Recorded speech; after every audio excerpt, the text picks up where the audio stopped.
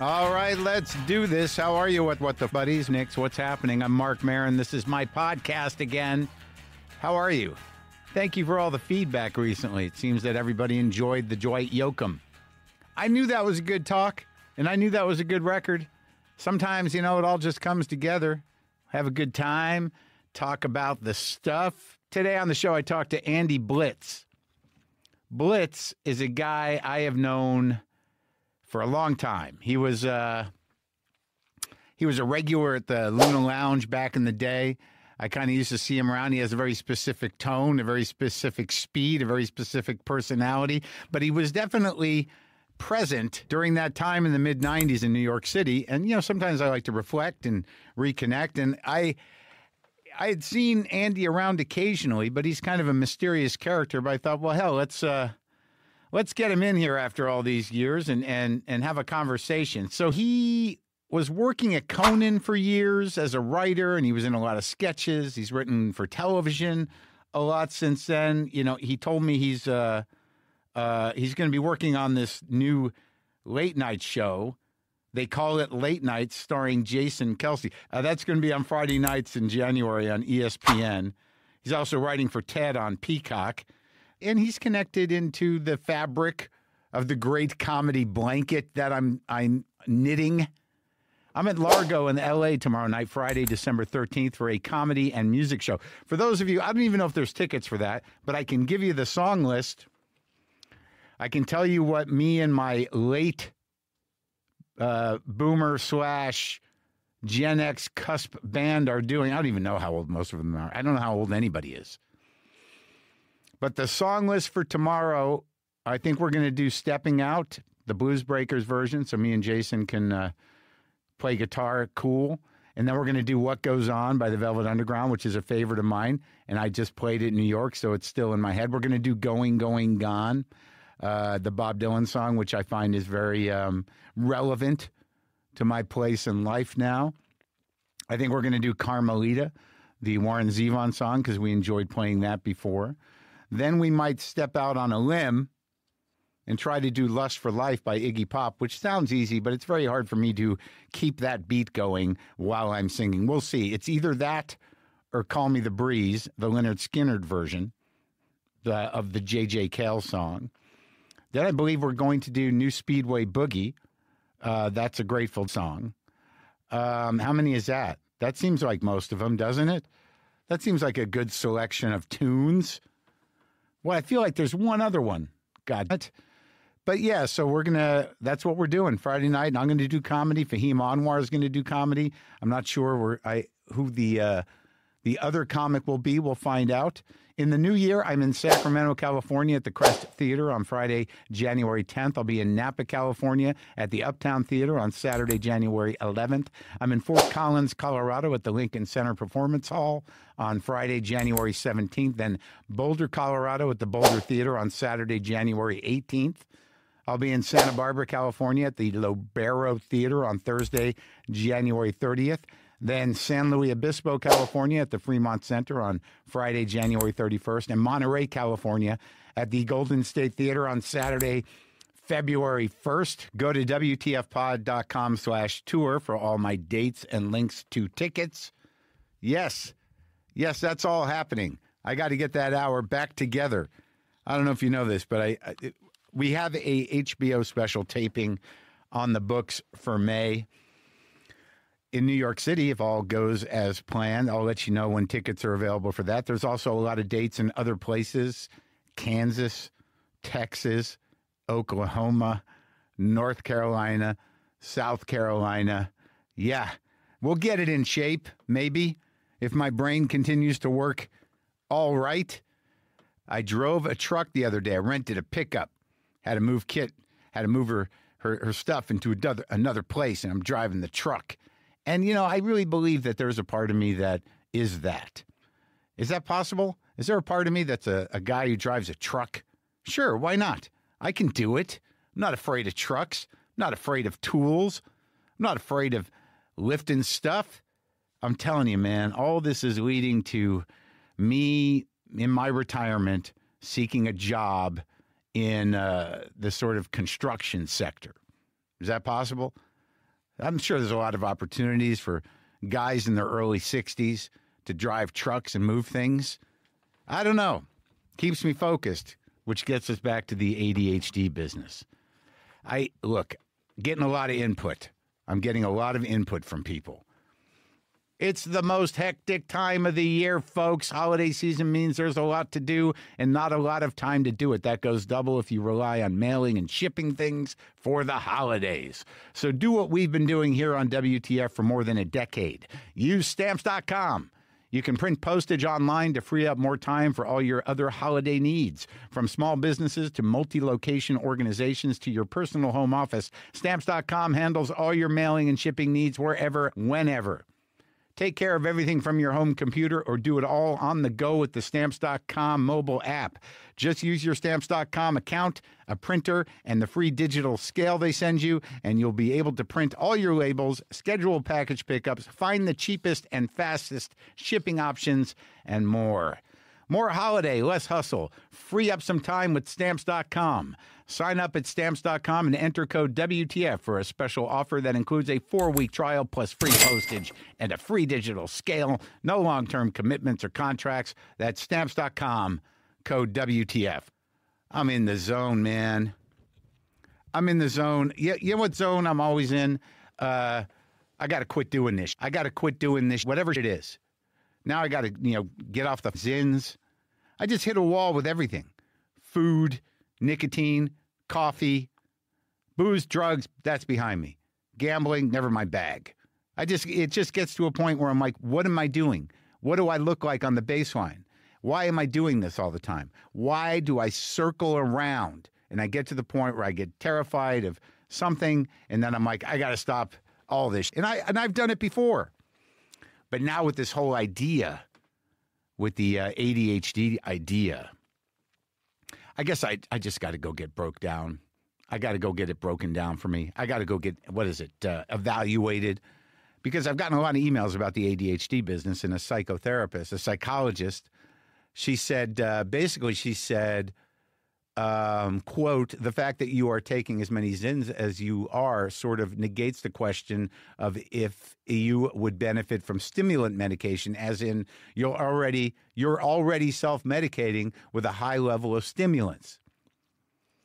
If they are working for you and don't cause cancer, you're probably getting the same help with focus and helping your brain feel more settled. People with ADHD tend to need a lot of stimulation. It's not like I recommend nicotine, but I get that it scratches the itch. Is that what it is? Is that what it's always been? I mean, I feel like I've thought along these lines before. Do you know how much coffee I drink a day? Yeah, so many of you have been up and down this tree with me so many times. It's stupid. Why? Why don't I just go get medicine? Why? Because I'll tell you why. There's a couple reasons. There's the age-old idea that, like, well, I don't want to lose my edge. I don't want to lose my personality. I don't want to, feel, different in a way that I'm uncomfortable with. I'd rather stay with the thing that makes me uncomfortable all the time, but I know it. I live it. It is mine. It has always been mine. I don't need a new discomfort, even if it means I get rid of the old discomfort. That's one angle. The other angle is, if I have ADHD, what's the medication? Like Adderall? I mean, look, I'll be honest with you. I've been sober a long time. And I think no matter how old I am or what, what how strong my sobriety is, if I got an Adderall prescription, that would be tough. That would be tough because I like the go fast. I like it. And I guess that's part of the condition. Why wouldn't I like to go fast? Back when I did blow, I used to do blow and I'd be like, this makes me feel normal. I mean, a little intensely normal, a little like sweaty normal. But in terms of how I thought my brain should feel, like cocaine, yeah, I would get high, but there was a point where I'm like, oh, everything just quiets down. I definitely noticed that back in the day. I definitely knew why that was my thing. And then just the balance of it, the balance of booze and blow. So I don't know. I know I don't know anything about the medications available. And I imagine an anti-anxiety might, also be part of the package. But the idea of Adderall, look, I'll be honest with you. I'll call myself out. When I have a cold, I'm pretty excited to take those, those Sudafeds that you got to get from the pharmacist with the pseudoephedrine in there. I don't overdo it, and I'm not even sure I can feel it, but I'm pretty excited because I think it gives me a little zing, gives me a little zip, makes me think, you know what, man, enough of this, enough of it. I'm 61 years old. I don't know what can I fix still? But I don't know. Maybe I'm going to go get evaluated and keep you in the loop on that. All right? Because I know you're just wondering. And I appreciate the support and the outreach. And I appreciate that there may be treatment for this. But I also appreciate that there's a whole spectrum of psychological profiles that, weren't around when I was younger. And there's also that part of me that's sort of like, just deal with it, man. I used to do jokes about that. This is a reasonable response to what's going on in the world. Yeah, that might be true, but I don't have to personalize it all the time. I mean, what is going on in the world is, yes, it is happening to me, but I'm not alone in that. So what about that part of it? The personalization, the grandiosity of that, the self-centeredness of that. Could I use some relief from that? For me, the only relief that I find in my head is the relief of someday stopping everything that I'm doing and just disappearing and living a quiet life. Maybe driving a truck. I don't really want a truck. I'm maybe a Subaru Outback. Wilderness. Is that weird? Speaking of problems, this episode is sponsored by BetterHelp. The seasons are changing, and some of us don't do great with that. There's less daylight, it gets colder in parts of the country, and not everyone feels warm and fuzzy around the holidays. In fact, it can be the hardest time of the year for some people. Therapy is one way for you to bring yourself some comfort that never goes away, even when the season changes. At home, you have your favorite comfort items to keep you feeling warm and protected, like an old blanket or a pet or your easy chair. I'm comforted by my cats and my guitars and plenty of other stuff, but I also know I can get some comfort by going to my therapist when I'm feeling out of sorts. If you're looking to get mentally comfy, give BetterHelp a try. It's entirely online, and it's designed to be convenient, flexible, and suited to your schedule. Just fill out a brief questionnaire to get matched with a licensed therapist and switch therapists anytime for no additional charge. Find comfort this December with BetterHelp. Visit BetterHelp.com/WTF today to get 10% off your first month. That's BetterHelp, HELP.com/WTF. So Andy Blitz, as I said, he's a writer. He's a comic. I've known him many years from back in the Luna Lounge days. He's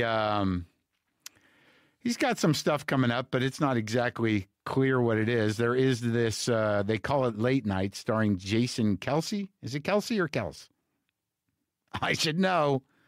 That's going to be on ESPN on Friday nights in January, and he might be doing some stand-up around town.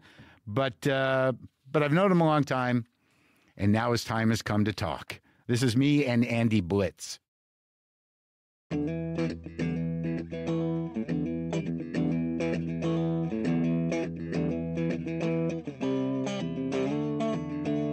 So this beard project, how long have you been working on that?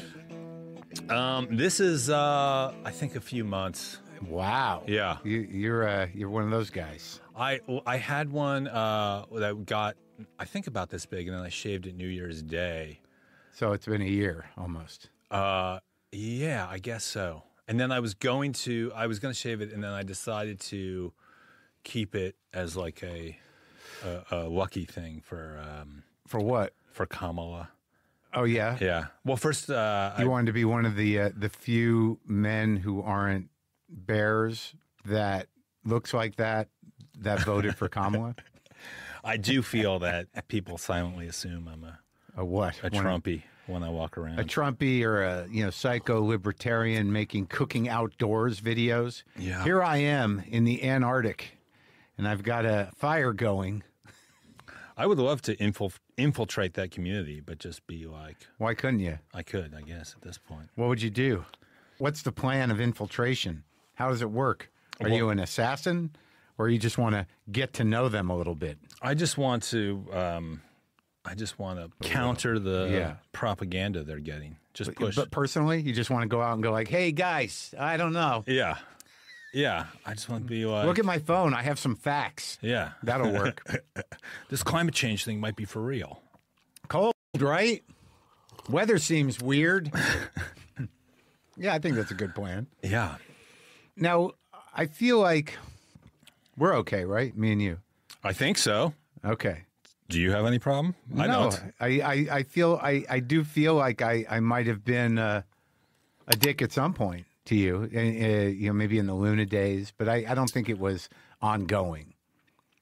It was fine. It didn't bother me. It was. I'd been warned about you. What? Seriously? No, you were grumpy.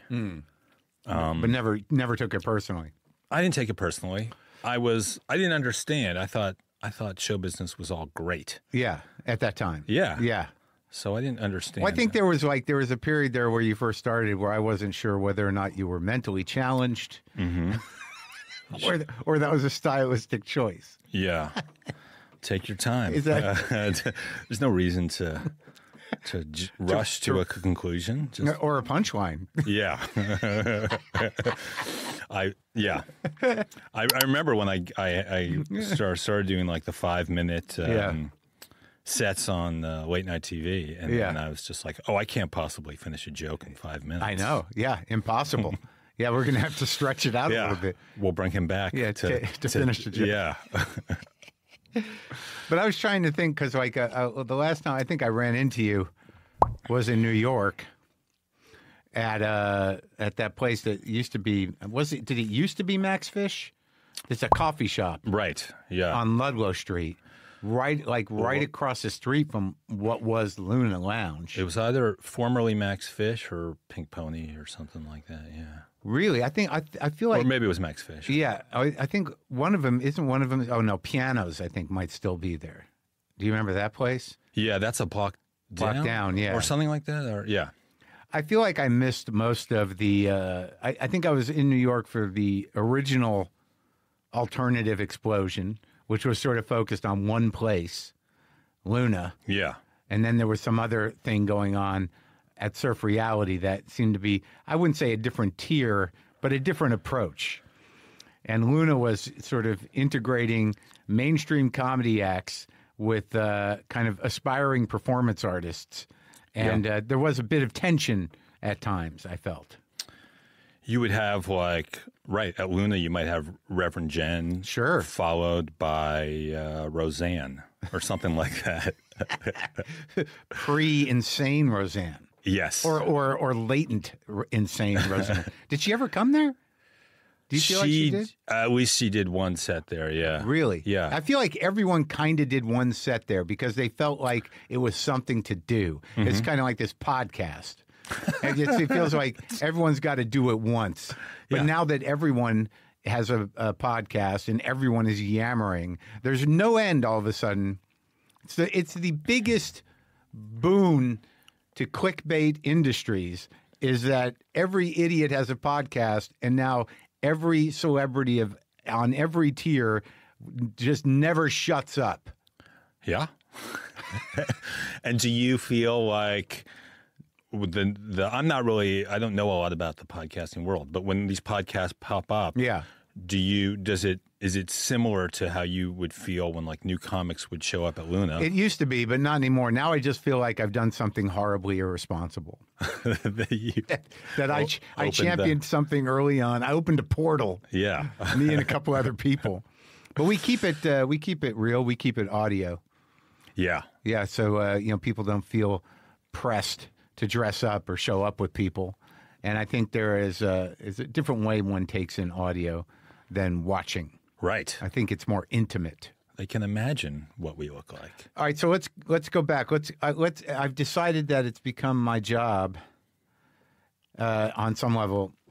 I did it with the Comedy Store, but now as history and memory and everything is so easily revised and erased in people's minds, and I think it's important to talk about Luna Lounge and what we did there, Andy. What we did there. But like, where did you grow up? I grew up mostly in New Jersey. I was born in New York City. Yeah.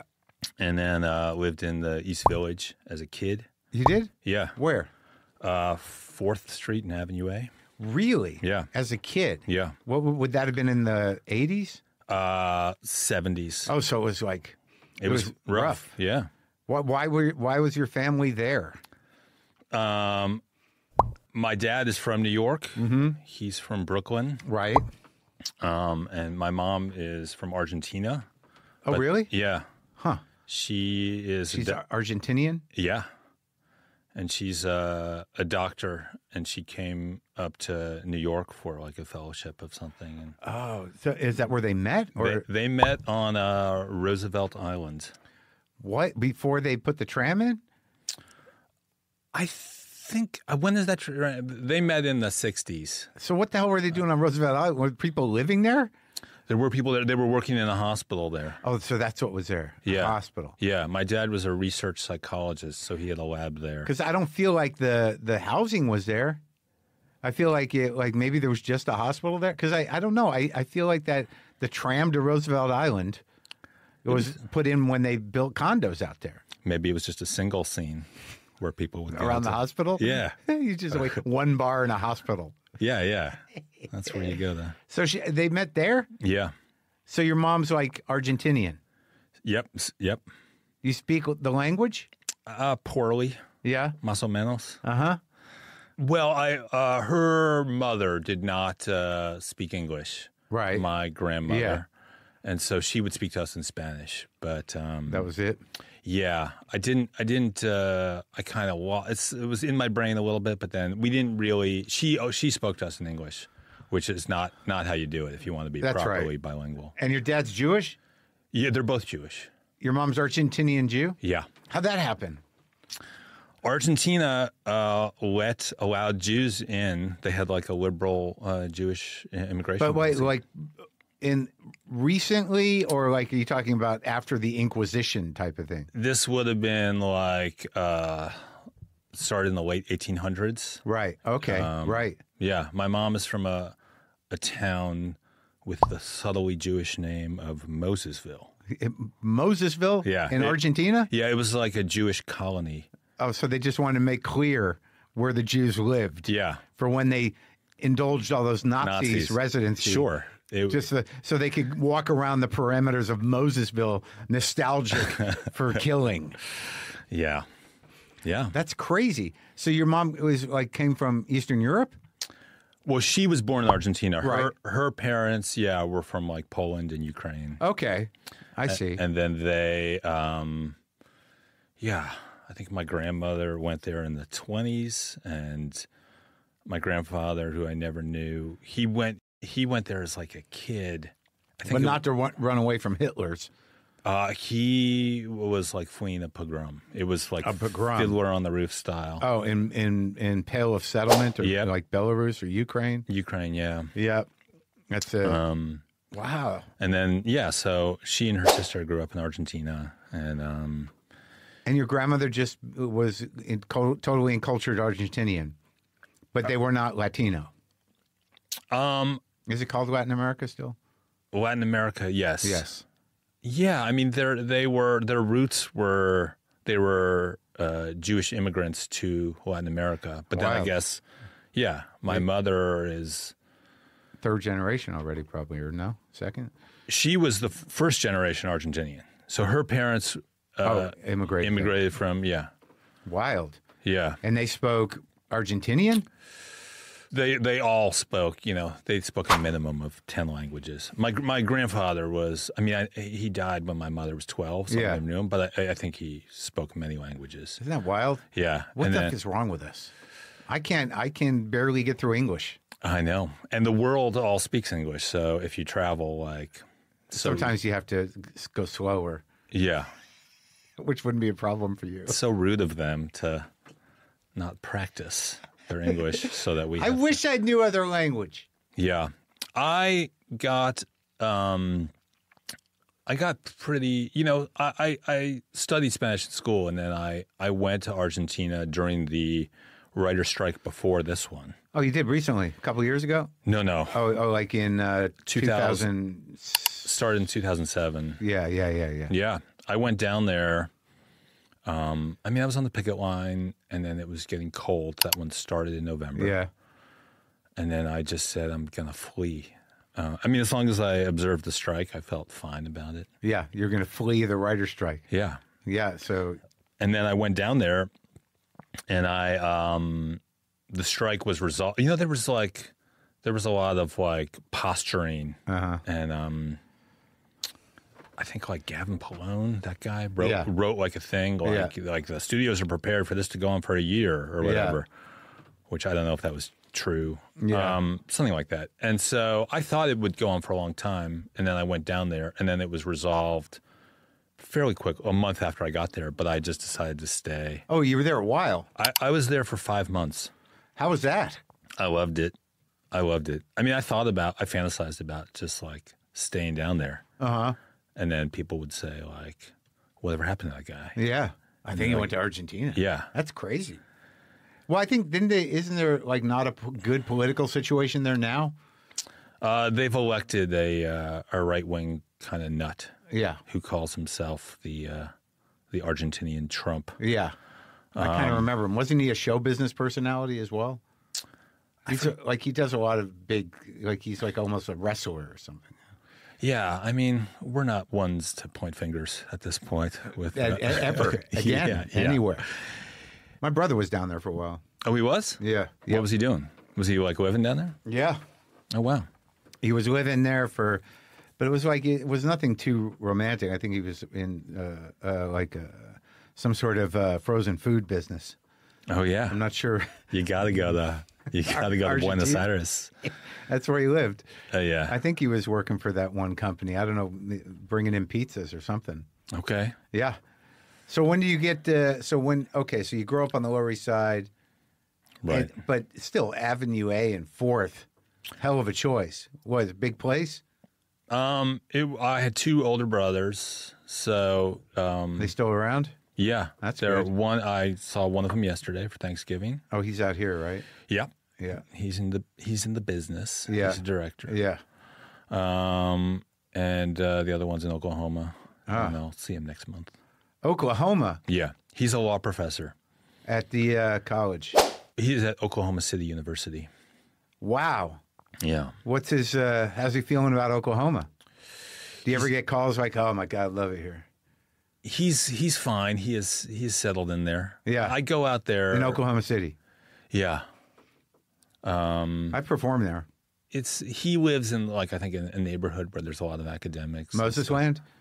Moses Land. Yeah.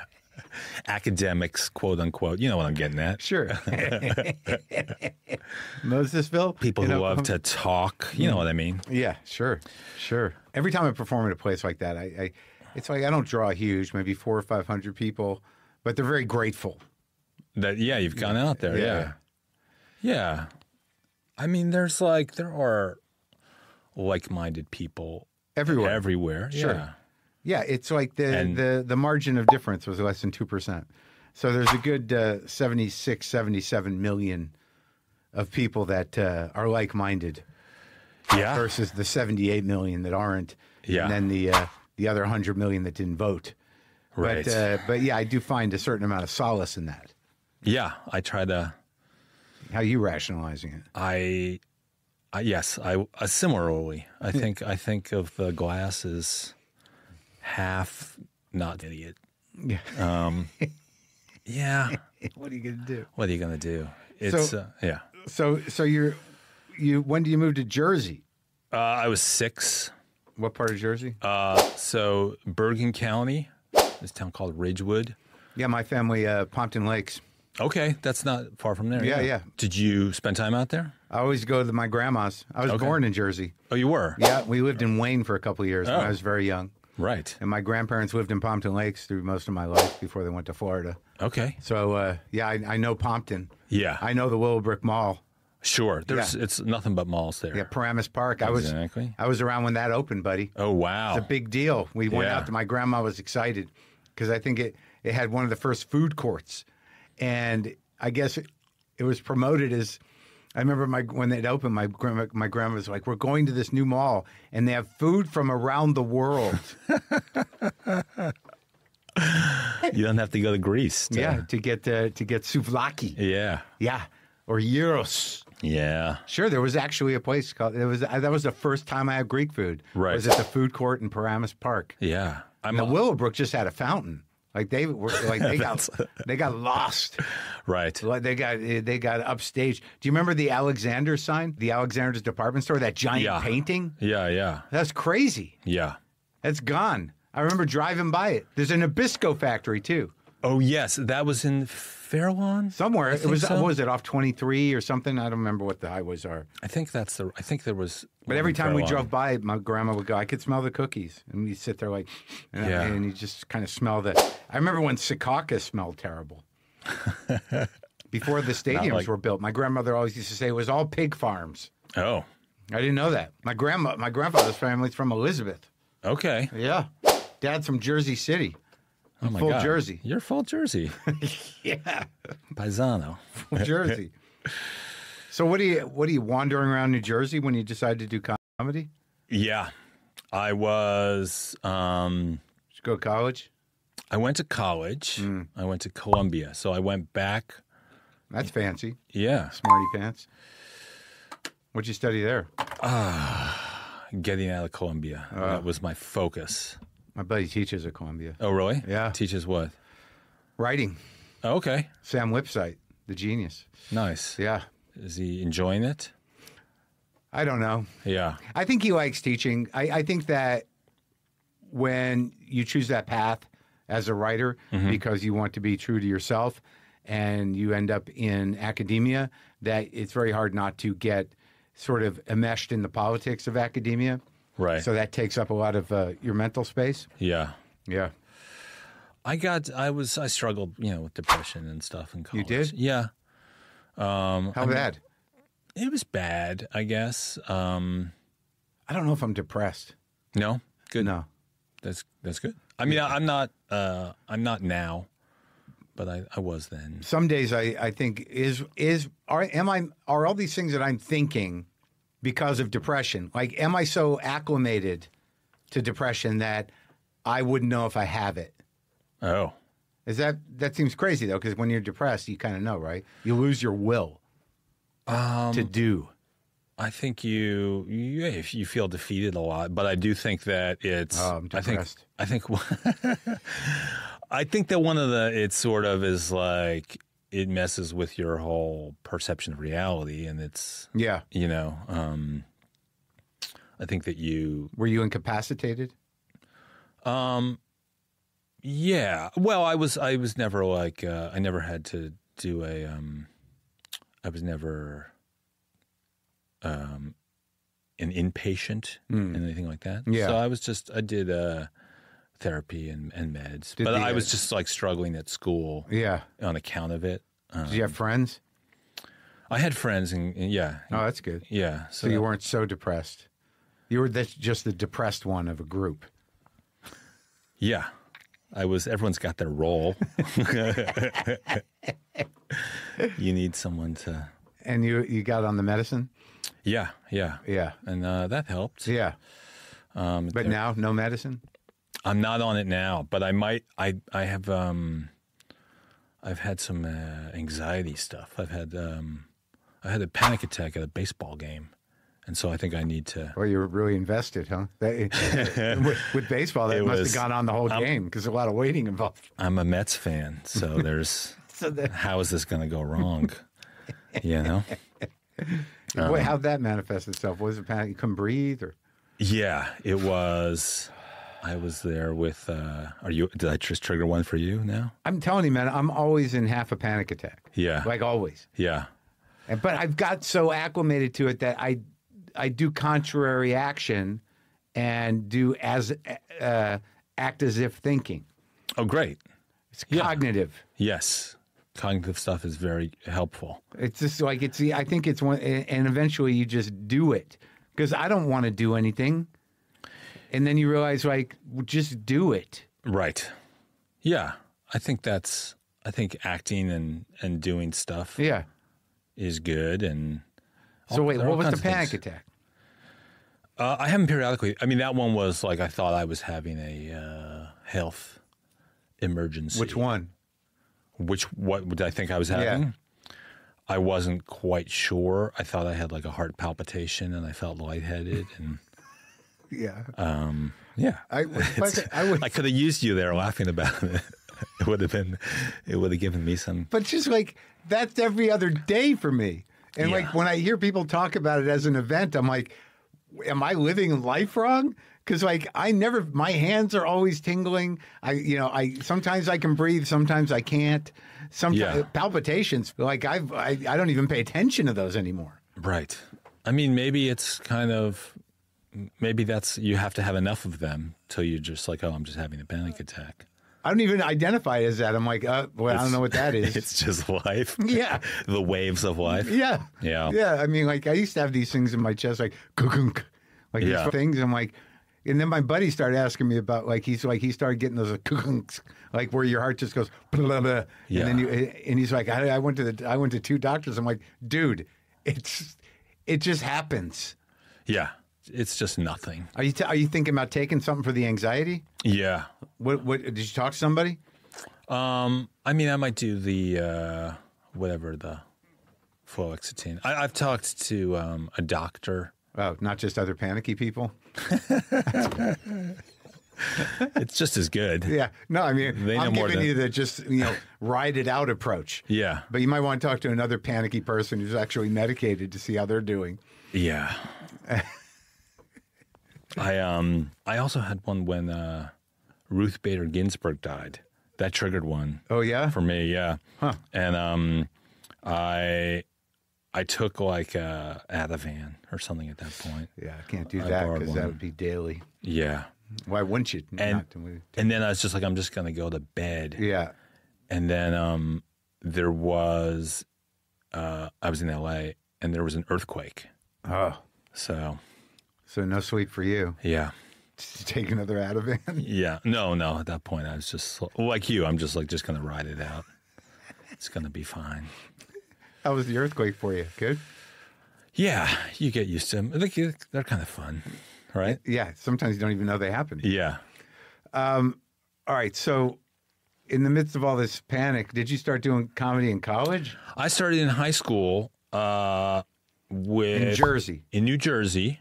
I got into, I would see like what's his name? Just Jim Abrahams. Jim who? The airplane. Oh, yeah. I mean, I love that. He just died the other day, right? Yeah. He was part of the team, right? There was a couple of them. Yeah, Zuckers. Yeah. I met the Zucker guy. Yeah. Naked Gun, like I love that stuff. You liked it? I did, yeah. That was really funny. All jokes. Yeah. Yeah.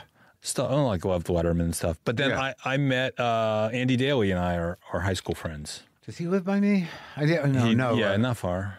He does, right? Yeah. Yeah, we were just we had access to equipment. We had like an education on shooting and editing and stuff. At your high school? Yeah. So you had the big clunky VHS cameras or Betamax cameras? Yeah, they had some sort of a TV studio there. Exactly. Yeah. Yeah. And we even had public access. So the school had a show on public access. We had like an hour or something like that, and so Daly and I did sketches together in high school that we wrote. Yeah. And performed and shot. Do you have those digitized? Yeah. Oh, good. We do. Gotta get those out there. Yeah, I think we did it to destroy them. No, they're some of them hold up for being 17, right? Yeah.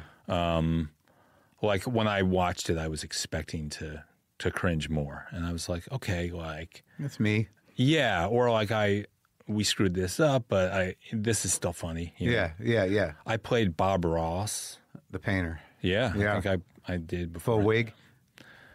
Or did you have hair with a big fro then? No, I got a wig and a wig and a fake beard. I think that Bob Ross wouldn't be a stretch for you.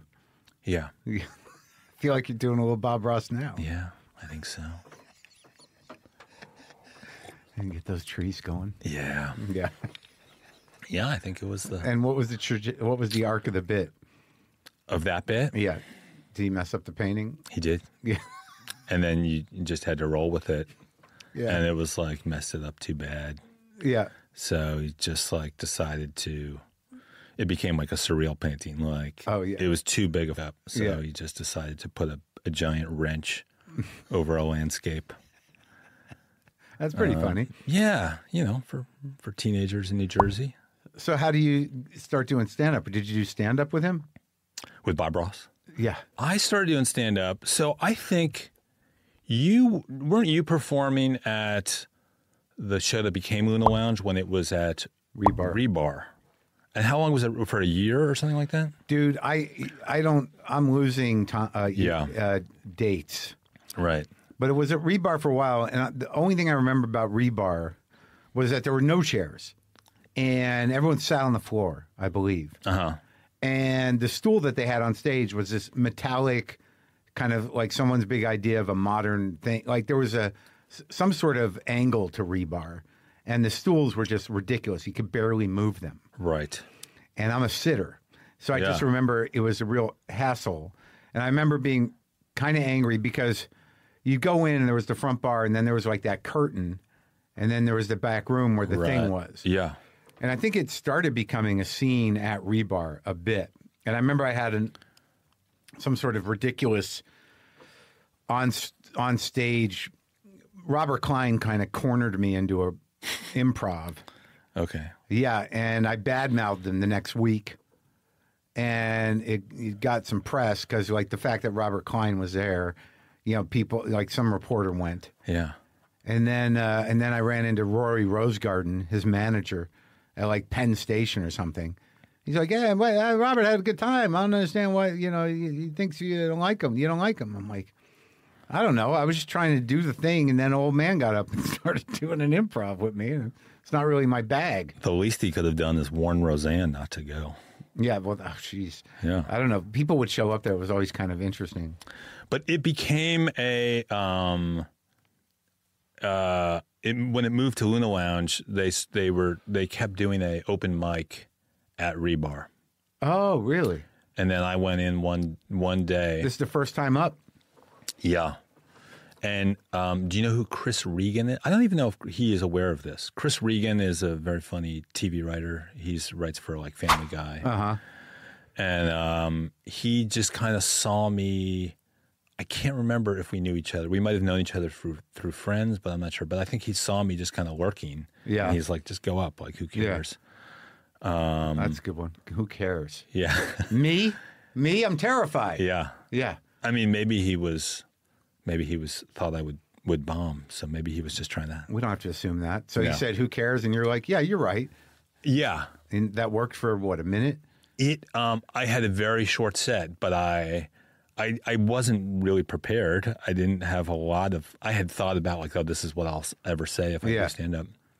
And then I did it and it went well. I think I don't think I'm one of these people who, if I had like, I mean, it's very common, I guess, to bomb like the first time doing it.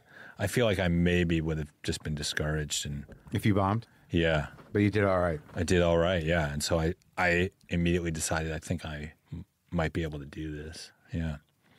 And then I did a lot of that, the Lower East Side shows, the Surf Reality, Face Boy. Face Boy, sure. Had the open mic on Sundays. And so, and as you're saying, it would be like, you would go up and then somebody would come up and read like a very sincere poem. But you're still in high school when you do this? No. I went to college. So I did the sketches with Daly in high school in New Jersey. Then I went to Columbia. Yeah. And then, I mean, I think it was part of my, not all of it, but part of like I had been able to do comedy in high school. and then went to Columbia, and then just like I don't know how to do it now. Yeah, and that was part of what was depressing me, because like this thing I had was gone, this outlet. Right. And then by my senior year, I wrote for this thing called the Varsity Show. It's like a school tradition, like it goes back to like Rodgers and Hammerstein. Right. So, and I did that, and it's like a musical. It's a musical review. Yeah. I thought the best, like I wrote some sketches for that, but I thought the best part of it was the music. I thought like the music composer, I thought was brilliant, because I thought like these songs to me are as good as anything I hear that's out now on Broadway. Yeah. And so I just assumed that the composer would become like go on, and then I heard like he was studying political science. Yeah. And I was just like, ugh, it's too bad. We lost a good one. Yeah. And so that was Eric Garcetti, who was the mayor of LA for 10 years. Really? Yes. He was a great songwriter. Wow. Yeah. But he's also like ambassador to India now. Your friend still? No, I'm not really in touch with him. Maybe you should hit him up and say like, why don't we just kick around some ideas for some music stuff? Sure. He's in India now, and I did. He'll be back. Yeah. Probably at the beginning of the year, he's not going to have anything to do. Maybe it's time to get him going again. Yeah. No, he's a great guy. Oh, good. But yeah. So, but it was the first sort of turn of disillusionment, like that people don't honor their talent because for whatever reason it didn't seem like the thing to do, no matter how good you might have thought they were. Well, I think for me, I was just like, I'm like, don't you guys? I wasn't consciously feeling this, but I probably went there like, I just did this funny stuff in high school. Yeah. Like, why aren't you guys? I should be recruited like an athlete or something. Where's the comedy program? Yeah. And they're like, oh, we don't know what you're talking about. Yeah. You know. So you start doing all those open mics. I started doing that after college. Yeah. Yeah.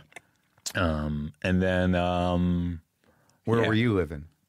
I was moving around a bit, sublet to sublet, sort of. But I was also in the. My parents were in New Jersey, but then I had an aunt who had an apartment there that I would, in New York. Yeah, and so I would like. First, it started out that she was a snowbird, so I would like. Oh, you had a few months. Yeah, and then sometimes we would be like roommates. Oh, so you're chasing the comedy dream. Yeah, but the weird thing is, maybe I'm wrong. I mean, it didn't seem. Did you always feel like you were going to write? Because it didn't seem like you were a lifer. Like comedy was all it was ever going to be. What do you mean? Stand up. I think I always, I knew that I wanted to write. I mean, I wasn't making any money from comedy when I was performing at Luna. At that point, I was like new to it. Yeah, one night at Luna. I mean, because I lived close to there, I would just like sometimes hang out. Wasn't the show on Monday nights or something? It was, yeah. It was like that was my first aspiration, was just to do that show. Yeah. You know? To do the Luna Lounge show. Yeah, it was cool. And so weird when I think it was Mondays, because like I'd get coked up a lot, and that was like after the weekend. So I would, just because of Monday nights, I would fill out most of my week because I'd go. So you would do that for the show? After, whatever. That was just like when the party began was Monday. Right. Not a great night for for parties to begin. Yeah. Most people are just beginning their week. Right.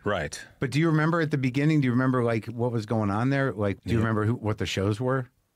Well, you were on a lot. Mm-hmm. I did not know that you were doing any drugs. It wasn't all the time. Well, Sarah Silverman would do it a bunch. Do you remember the weird ones like Portnoy? Yeah, Portnoy. He would perform there, and then when he did that soy bomb thing on the Bob Dylan at the Grammys,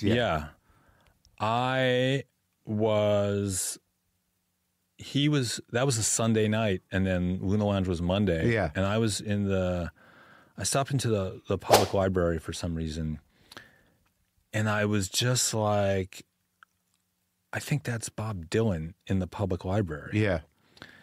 And I had this idea that I was going to get him to, I knew Portnoy was booked on Luna. I wanted Bob Dylan to interrupt Mike Portnoy the next night as like a revenge. Like, how does it feel? He just take his shirt off and put you on it? Yeah. Yeah. Or you would have let him write it, but. Yeah. And did you approach Bob? I did, and I started with the wrong question, which was, are you Bob Dylan? Yeah. And of course the answer was no. Right. And yeah. That was the end of it? I just feel like therefore you, like if you were not Bob Dylan and I asked you that, you would just laugh and be like, come on. Right. No, you know, but just kind of, it was kind of like, no, like, I don't want to talk to you. Yeah. But I'm not 100% sure that it was him. But you didn't follow through with the idea? I think I jumped on stage I repurposed my Bob Ross wig as a Bob Dylan wig. You did? Yeah, but it was like, no one cared? Yeah, it was just like, it should have been Bob Dylan. If I had to recast that bit, I would just the real Bob Dylan. Good luck getting Bob for that. Yeah. I was annoyed with Portnoy because whatever the poetry of Soy Bomb was, it didn't add up. If you're going to disrupt, and, you know, I think he went full Dada as opposed to, like, have something at least, I guess it was memorable, but what did it mean? Because then he got stuck in that situation where people were like, what does that mean? And he's like, I don't know. Yeah. Yeah, I don't think Dylan would, I think Dylan hated being interrupted. And no, of course. Felt like a huge violation. And actually, like, if you look at if you can find the performance on YouTube, and they've edited Portnoy out, you know. Oh, really? Yeah. Which is not surprising. It's just like, no, it was terrible. That guy. Like, yeah. And I don't know how he feels about it now, but you should not do that to somebody else's performance. Well, I mean, there were definitely people around at Luna at that time where it was like, I have no idea what became of them or what his mental state was. The thing I remember him doing that I thought was great was he took his little pill thing of Prozac out and dumped it and then stuck his dick in it. And I thought that was relatively inspired. Yeah. And now Andy Blitz. Right. Have to follow that. Todd Barry, of course, a regular. Yeah. Todd Barry. The guys from the state started coming around, which annoyed me. And then the UCB guys.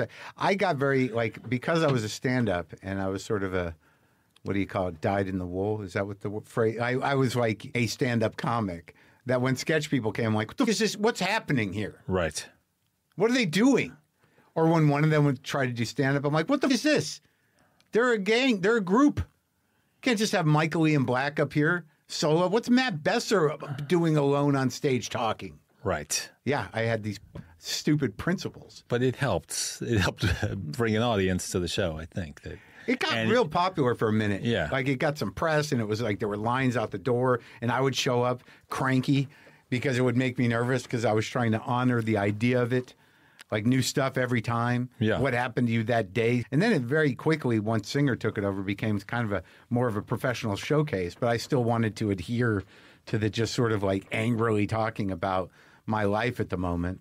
And it was very helpful to me, but I walked away from it feeling very embarrassed a lot. Well, you were supposed to do new material, right? That was the... Yeah.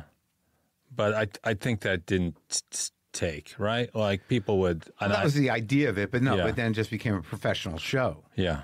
And then there were regulars, and it was kind of a thing for a minute. Yeah. But what happened with you and how did you ever do regular clubs? Sometimes I would do clubs, but I just preferred the audiences that... I mean, I felt like a lot of these people are hilarious people, and like you get to see them. Well, I'll tell you what my thought was. I don't feel proud of, but I would just feel like the crowd at Luna is the crowd that's smart enough to figure out that you don't have to pay all this money to see these comedians, you know. So it was. But also they were forgiving. Yeah. Yeah. I mean, more than anything else. Right. Is that, the requirement of doing a regular club, there was a context there. And a lot of people that were used to doing alt shows, the transition into doing the job was different. Yeah, for sure. But I enjoyed, I would do some clubs in town. Yeah. And then once in a while on the road. So you've got your late night shots, on Conan? Yeah. From Luna. I was hired to write on that show before I ever did stand-up. Was that your first gig? Yeah. Who hired you? Robert? Groff. John Groff, the writer. Yeah, John Groff. I gave him his first writing job. You did? Yeah. Oh, wow. On Short Attention Span Theater on Comedy Central. Right. He's great. Yeah, so he took the gig after Smigel left. Yes. Or Mike Sweeney. Mike Sweeney's after Groff. There was a guy, Marsh McCall, who is not around anymore, who did it for a few months. So that was your first writing job? Yeah. I was out at Luna Lounge, and I ran into a couple of Conan writers who I'd recognized from the show. Yeah. Tommy Blacha was one of them. Yeah. Started chatting with Tommy and Brian McCann. Yeah. And I didn't know them at that point, and Tommy said he was about to leave Conan. Yeah. So that's how I hear. I mean, that's how. And you put a package together? Yeah, but that's sort of like, it is, looking back on it, it's weird that I had to find out that way, that Conan was hiring. Yeah. Just run into someone whose job I want, who is leaving that job. Well, it's just how it happens sometimes. Yeah. So I wrote a packet, and then they hired me. Yeah. Who was on the staff then? So Mike Sweeney was on the staff then. Brian Stack and John Glazer. Yeah. When I started, Brian McCann. John Glazer's funny. John Glazer's really funny. I'm working with him now, actually. So I had him for me. I think he's never going to forgive me for misspelling his name in our book. Oh. I think he's a Jon, right? He's Jon. Did you put an H in there? Yeah, it was either an H in the N or Glazer was with a Z. He spells it with an S. Yeah. Yeah, it might have been a Z. One of the names was wrong. Right. And I remember he said, "Who's John Glazer?" when he saw it in the book. And my producer, who's very meticulous about that, it got by us, and I felt like correcting all the books by hand. His like Instagram handle, is like a phonetic. How would you say it? Like the pronunciation of his name. And it seems closer to what you put in there. I don't know if he's not over it. Oh, but you think it might be directed at me? Maybe. Oh boy, ask him. What are you working on with him?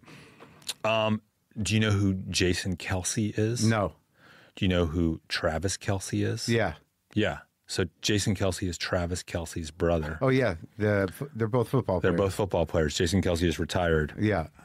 And ESPN is doing a kind of a late night show, but it's all around football. So that's something. And he's hosting it? Jason Kelsey is hosting it, yeah. I mean, it's not going to be like he's going to come out and do a monologue or anything like that, I think. It'll be like... So you guys are working on sketch ideas? Yeah. Yeah. That'll be funny. Yeah, I think so. We're having fun so far. So once you start writing a Conan, that puts you in the writer's loop, and stand-up becomes kind of secondary? Yeah, I think that's... you got your Conan shots from writing there? Yeah, I think I would have gotten booked there. Eventually? Yeah. Yeah. I think so. But then I still had to audition for the show. Who's booking it then? Frank Smiley. Frank! And he come out and see you? He would come out and see me. And then he talked to you after? Yeah. Yeah, I don't think that one's going to work. That one's funny. One of the worst times I ever bombed was running my first set ever for Conan the night before at the Cellar. Oh. And it just And you didn't work there usually. Frank got you on.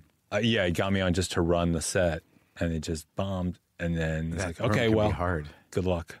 That's what he said? Yeah, then it killed. It went fine. The Conan. Yeah. Yeah. But Frank just said, we'll get you on the Cellar. Yeah. I once, do you remember Peanut Butter? I did a character, Peanut Butter, who was like a deeply mentally ill comedian. And what were some of his jokes? I did it. I can't remember. They didn't make any sense. None of the jokes made sense. Was it insensitive, do you think? Do you think you could do Peanut Butter now? I do think so, yeah. I don't think there was anything that, I mean, just by luck.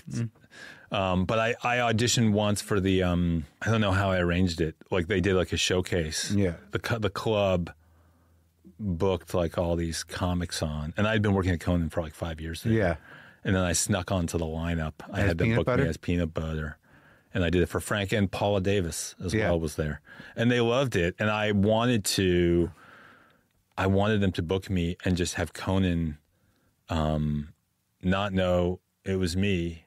Like just I'd go out there and do a set as Peanut Butter and have Conan figure it out while I was out there. Yeah. But I think they thought, no, we're not going to prank our boss. Right. Yeah. So you never did Peanut Butter publicly on the show? No, I never did. I mean, I sort of had, I have a self-sabotage streak, unfortunately, but Comedy Central offered me a special. As Peanut Butter? No. Oh. And I said, I'll do it if I can do it as Peanut Butter. And they're like, well, not the whole show. And I go, well, then thank you anyway. Really? And that was a mistake, but. Like what, a half hour? Yeah. One of those. Keep that up. Yeah.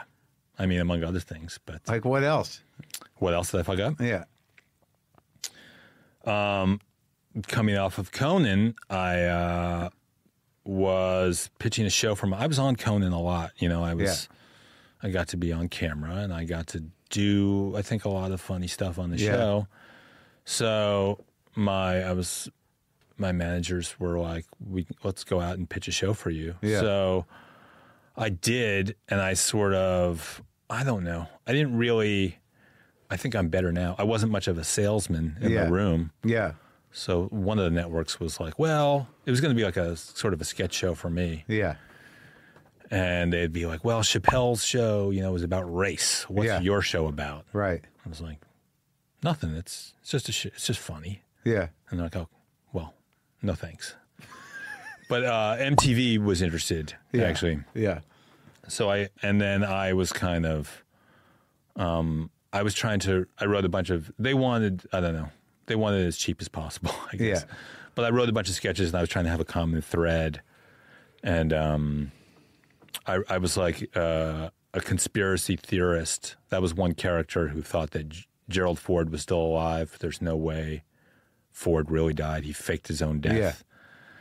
Yeah. And they were like, our audience does not know who Bill Clinton is. Yeah. And we're not going to like rest this much weight on Gerald Ford.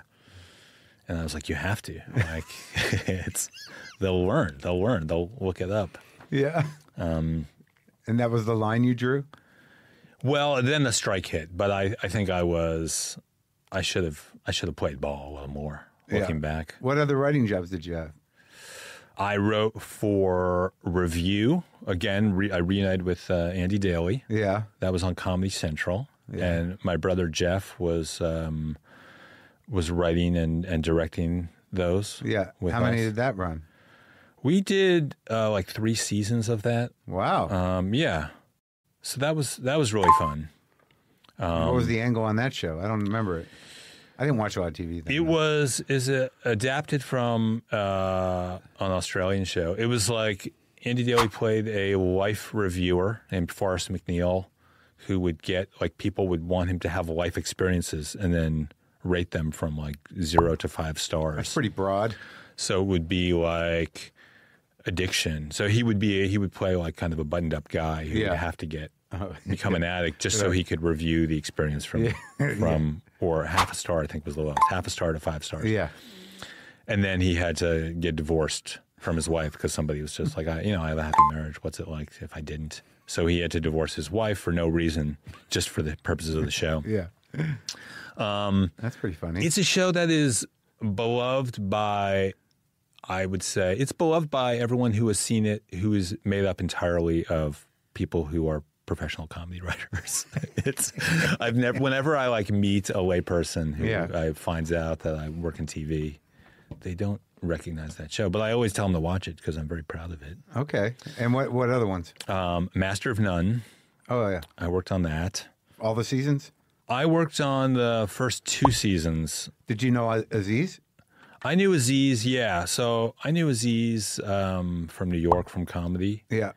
And then I wrote a little bit on that Human Giant MTV show. Yeah. What was it, him and Kroll? And no, it was him and Rob Hubel and Paul Scheer. Oh, Paul Scheer, that's right. Yeah. And then, they wanted to bring me onto that show, but I was working on review, and then I ended up joining in the middle of the first season. How do you make a living now? I'm hoping Jason Kelsey will pay me. No, I'm working in TV. And, pick up writing gigs? Yeah, that's what it is. I worked on for Seth MacFarlane. Oh, yeah. Yeah, but it's been like show to show. Have you pitched any of your own shows outside of the ones that you up earlier? A couple of them, yeah. But I've got ones that I think are, I think they're going to knock America's socks off. I've got pitches that I think are. When are you going to pitch them? I don't know. Maybe New Year. Oh yeah. How about that? You've been working. I'll set them. Working on it. Yeah. I've been preparing the pitches. That's good. Yeah. It's weird. The industry is weird now. Yeah. You know? Well, it's very small. Yeah. Everyone seems to be doing their own thing. And if you're not willing to get out there and do your own thing, get your own presence going, be your own publicist, be your own brand, be your own producer, it seems to be hard to get things done and even harder to get people to watch them. Yeah. It feels like it's a bit of a, I don't know, unsettling moment. I don't know. In the world? Well, that too. Yeah. It's all connected. Yeah. Yeah. I mean, I do think, right, there is something to like there's an appetite for garbage, I guess. Sure. Maybe. Yeah, there's a championing of garbage. Yeah. I think that what's happened is that people become so enamored with garbage, the mundane, and the amateur nature of people being sort of earnest as opposed to talented. I think that a lot of the great stuff gets forgotten. Yeah. Or people don't have patience for it anymore. Yeah. But I think it's always been sort of a mixed bag in the sense that, if you do a certain type of comedy, or even in writing, I mean, it was always a limited audience. I mean, I guess it depends what you're gunning for and how do you get them. I don't know. I mean, I had a conversation with my manager at some point after the strike. Yeah. And he seemed to feel that, I don't know, panicked. Run. Where you been doing stand-up? I am going to do, I don't have a specific, but I'm working on a show. I'm kind of writing that's sort of, right? I'm writing like a long show, an hour. Solo show? Yeah. Yeah. I hope to find a place for that. Dynasty. Yeah, Dynasty or Legion or something like that. At least get it up on its feet. Exactly. What's it about? So my parents sold a house in Jersey. In Jersey. My dad's like a real hoarder, and For real? Yeah. Any good stuff? Well, that's the thing. There is some good stuff, and that's why, like, I was encouraging him to throw out a lot, and then he would like show me things, and I'd be like, just throw it out. Yeah. And then if he showed me something I thought was cool, I would have to mask my feelings about like hold on to that. Yeah. Because it would just encourage him. Hold on to everything? Yeah. Like there is. I mean, there was some cool stuff. Is your mom still around? Yeah. They're both around. They're together. They just celebrated 60 years. So how's she handled the hoarding? She's a doctor? Yeah. She's a retired physician, pediatrician. And he's just what? A hoarder? He's just a hoarder. He's not retired from And she lives with it? No, we are, we're gonna like set them. Oh, I mean, they're staying with my brother right now, and we're gonna we're looking for a living situation for them. Okay. But it's not, I don't quite know. We're in the process of. So they sold the house and it was full of stuff. Yeah. And your dad wanted it all moved. Exactly. And they are the deal. They were tearing down the house, and they were just like, you can leave whatever you want. The new people. Yeah, they're just going to throw it in the dumpster. Right. And my dad's like, absolutely not. So, and they're in their 90s now, so he stopped driving. Yeah. And they were at that point in the city. They were back in the city. And I would drive him basically like every day for 4 months from New York to New Jersey. To go through the garbage? Yeah. Yeah. Did you record it? I have some footage of it, yeah. And this is the show. Yeah. Well, it's partly about that, yeah. Would you call what he was experiencing mental illness or nostalgic? A common mental illness. I mean, it's understandable to not, I think, to want to hold on to things. Yeah. But it was at the level of illness. Yeah. But like, are we talking like this plate? I can't throw out this plate. I can't throw out anything. It was No. It was crazy, and it was sort of like when I got in, I was sort of trying to focus on what might be valuable. Like, let's get that moved to storage. Yeah, but like the weird thing about valuable things, it's like I just went through my closet. Yeah. And I had like my entire wardrobe for my show, Maron. It was Right. very specific. Right. There's shirts like that, Western shirts, stuff that, Yeah. you would see at vintage stores. So I'm like, sort of like, well, man, maybe I can find a place and do a trade thing. And I'm like, no, I don't want, Yeah. I mean, I don't need the money. I don't need more clothes, really. So then, like, there becomes the issue is like, if I just throw it into the Goodwill, then it's a real find for somebody. Yeah. But then I'm thinking, like, who do I think is going to find this and be like, holy, a Western shirt? I don't even know if those people are around anymore. Most of them are my age. Right. They've got their own boxes of clothes that I mean, they're like, bringing. What am I like? What extension of the ego does it represent? Like when you do a show about this, I mean, like there's a very interesting thing about nostalgia and what things represent and why they mean something to somebody. It seems like it could be a deep show. And then at the end, you just bring peanut butter back. It's Conan doing a character in disguise. I mean, already, even before now, that like, I mean, it's storage spaces in New Jersey is where the stuff is now. Oh, so to placate him, Yep. you put it in a storage unit. Yep. And but my parents are now out here. Yeah, so it's just sitting there. Yep. And he knows it's there, and that makes him feel better. No, I think he realizes like, well, that was a mistake to put all that in storage. Like, it's why isn't it here? Well, just like the expense of storage is not worth it. So now he's ready to throw it away? I mean, he says that, but like if we start going through it, But you could just go do it and not tell him. He's never going back there. Right. Yeah, I think. Hopefully he's not listening. Hopefully he fell asleep already. I mean, my brother and I were talking about like, we know like a lot of good actors. Why don't we just like hire someone to pretend to play a guy who's really interested in buying all this stuff, right? And then we'll give him the money, and then I see. So would that placate him? Would that satisfy I think him? so, yeah, because then it wasn't wasted or something. Oh, that's interesting. So we got to shoot that. Yeah. Some guy like, hey, your son's told me about this amazing collection of stuff. Yeah, I'll just say we went to New Jersey. I went through it, and I want to buy most of it. Yeah. This is amazing. Yeah. What's in there, dude? There's there's a lot of books. Oh, yeah. There's a lot of his old clothes that oh, yeah. he's, not going to wear again. Yeah.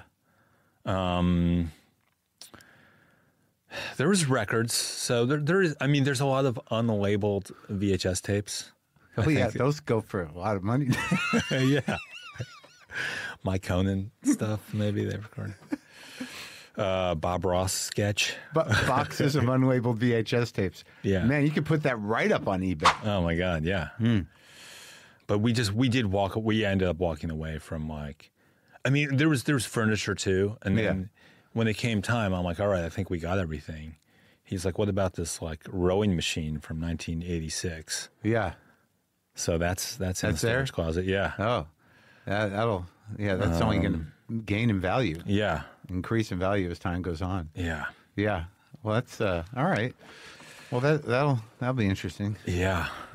Do you think I was trying to I'll just say it now. If anybody wants to do this show, come. Okay, you pitching one now? But this would just be a one-off to be like to compete with, because I don't want to watch the Trump inauguration. Right. I feel like a lot of people feel that way. Yeah. Just to do like a comedy show that's opposite it. Yeah. On the same time broadcast. Sure. Just so people have something else to watch. On what network are we thinking? Wherever. Does Comedy Central still exist? I think so. Yeah. I don't know. Otherwise, what's Peacock, let's be real. Yeah, what's the show? I mean, it would just be like a live stand-up show. It would just be nothing, but it would just be like so people can not watch the inauguration. All right. Well, I think that's... I guess anything... You're in competition with anything that's not the inauguration. Napping. Maybe that should be the pitch. Yeah, I don't know where you'd put something like that. It doesn't sound... You don't have a hook for it. No. I mean, this is what it was like when I came off Conan and was pitching my show. I mean, maybe you should have a parallel universe inauguration. Maybe get Kamala. Why not? Yeah, anything she says now, people are just going to get mad at her. It would be a good excuse for her to skip the real inauguration. Sure. She's like, oh, I already committed to this one on Peacock. Yeah, it seems everyone's very hung up on where she spent all that money. Yeah. You could just have, maybe that's the show. It's starring Kamala Harris. It's called Where's the Money? Uh-huh. And she just does a breakdown of all where the things money. got spent? Yeah. Yeah. I don't know if that would help us. I don't know what would have helped.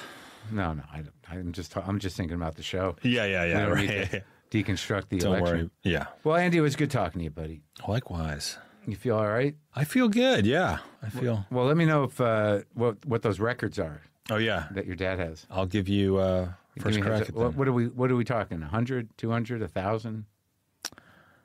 I think maybe 200 is. That's not much. Yeah. Probably a lot of garbage in there. It's probably not in good shape. And no, some of them are. There was a leak, so there was. Those records are useless. Yeah, those are garbage. Yeah. What were the records? Do you remember? Be like a Harry Belafonte record and stuff. Tom Lehrer. Yeah, both of those records. Yeah. Probably. Yeah. I think they're stuck together. Sure. Because of the leak. So that I'm only willing to do as a 2-for-1 deal. I'll give you for the price of 1.5 rack. The stuck together Tom Lehrer record. Yeah. Yeah, that's all going to be garbage. Yeah. That's the name of the show. Everything ends up garbage. It does. All right, buddy. Take care. All right. Take care. Thanks, Mark.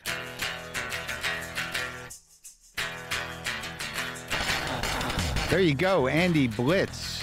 If you want to find him, he's on Instagram at Mr. Andy Blitz. Hang out for a minute, folks. Hey, people, we're coming up on the end of the year, and Full Maron subscribers can hear my year-in-review comments on the latest bonus episode where I talk with Brendan about the past year of WTF. Bobby Lee and you have a very comforting, vibe together, and I think you both enjoy each other. Yeah, he's so funny because he's like he has an idea of me that is real to him, and I'm sure it's real. But anytime I see him, he's like, "What's the matter with you? Everything's good. Everything's good." And I'm like, "What are you yelling at me?" Like he wants you to. He's trying to encourage you to be happier. Is that what it is? Yeah, kind of, or to give myself credit. I see. For because every time I see him, he's like, "Dude, I would not have the job I have without you."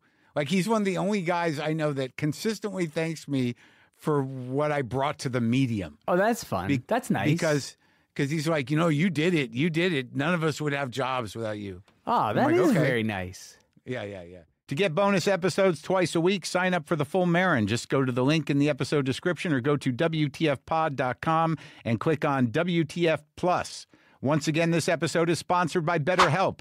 Picture this. You're curled up on the couch. It's cold outside, but you're cozy and ready for a perfect night in. Therapy can feel a bit like that. It's your comfort place where you replenish your energy. With BetterHelp, get matched with a therapist based on your needs and do it entirely online. It's designed to be convenient and suited to your schedule. Find comfort this season with BetterHelp. Visit BetterHelp.com. Learn more and save 10% off your first month. That's BetterHelp, HELP.com. And a reminder before we go, this podcast is hosted by Acast. I don't know if any of you noticed, but I used a quick track for last guitar time and this time too. But I only screwed it up once. But only I know that. But doesn't matter. Here we go.